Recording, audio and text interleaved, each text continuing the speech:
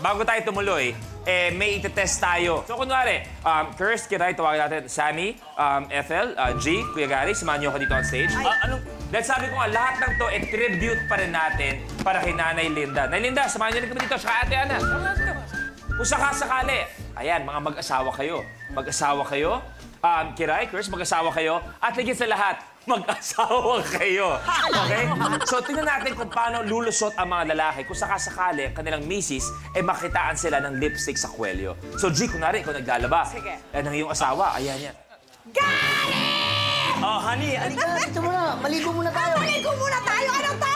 Bakit may lipstick ang t-shirt mo? At ang kapal pa ng bibig! Ikaw naman, lipstick. Alam mo, kahapon, kumain ako ng kuhol. Kuhol! Oo. Bakit? Dinudugo ba yung kuhol? Alam mo, hindi mo ba alam mo yung kuhol pag sinasawsaw mo sa ketchup, ang sarap-sarap. Ay, yun lusot! Pwede, pwede. Kiray, Kirst, subukan natin. Maganda yung lusot na yun, ha? Pwede. Paano mo? Kirst, alika nga dito. Wow! Wow! May feelings! Wow! Wow! Lokohan lang to, huy! Huy! Lokohan lang to! Uy!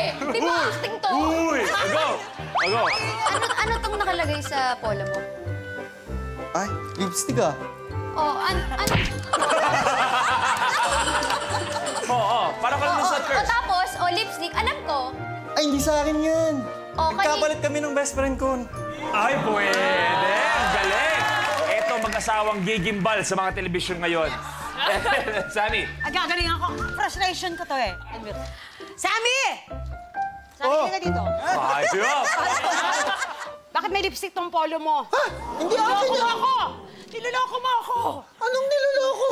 Grabe ka! Bakit?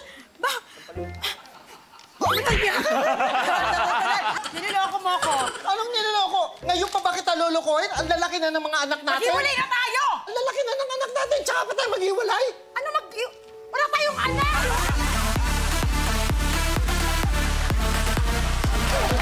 Thank you very much. Okay, night tribute po namin sa iyan, okay?